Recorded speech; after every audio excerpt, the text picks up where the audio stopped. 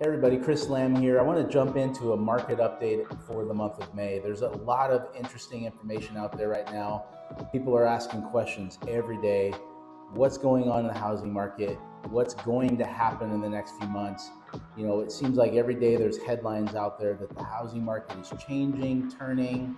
Of course, a lot of people are thinking that things are going to crash. And so I thought it would be a good time to show you what we call a real estate report card. And we're going to do this for Shasta County, and I'm going to jump right in. Okay, so if you look at the top left-hand side, this shows the median home price for Shasta County at $361,658.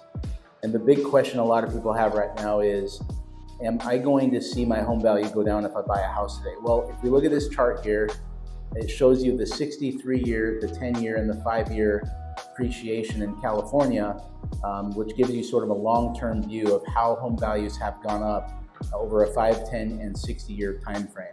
Now, as we look forward, most economists and housing experts are predicting we're going to see homes still appreciate over the next year and, of course, every year going forward because of the shortage of housing and the demand of the rising population.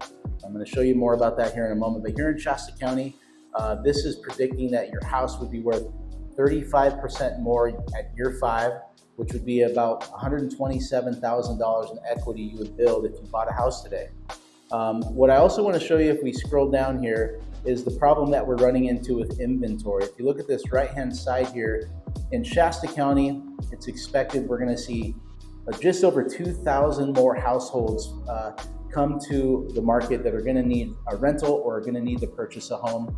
1,300 homes are going to be purchased by first-time buyers, and yet only 402 homes are expected to be built over the next 12 months. So this really paints a picture to you of why prices are so strong and why most experts predict we're not going to see a crash in value, because there's simply not enough homes to supply the rising demand. I actually saw a chart the other day that said that currently there's about 1 million homes available, and if we go back to 2007, there's 14 million more households today than there was in 2007 that need to live in a house. So we're also going to scroll down and we're going to take a look at a couple other indicators that are important to look at. The unemployment right now in Shasta County is at about 5%, and if you look at a nationwide average, that's lower than most areas. While the median household income is on average at about $63,000, which is well above the national average. So these are some of the things that you want to really take into consideration when you think about purchasing a home. If you have concerns about value, which is totally understandable, you have to look at the data here, because it's very possible that the people that are waiting on the market are going to be hurt by that. Now, the second question that we're talking about right now a lot is interest rates. So I'm going to pull another slide up for you here, give you an idea of what's going on with interest rates. Now, most people know right now that interest rates have been on the rise, so we're not going to really talk a whole lot about why that's happening. But if you look at this chart here, it gives you kind of an idea of what it looks like when it comes to your purchasing power. So we're going to look at $330,000. Let's say that you borrowed $330,000 today and you had a 5% interest rate. Your payment would be just at about $1,772 per month. Now, a lot of experts are predicting that we're going to see rates continue to rise as inflation is rising, and we could see rates go as high as the mid-6s, maybe even higher. Let's just say that rate went up to 6.25%. That payment would be $2,032 per month for that same loan amount of $330,000. Now, that's definitely a pretty big difference for most families. And a lot of people are concerned about rates, and they're buying a house right now, going into it with a rate that they're not excited about. There's a couple of things that we're telling clients right now. There's a very good chance that we are going to see these rates come down at some point in the next 24 months.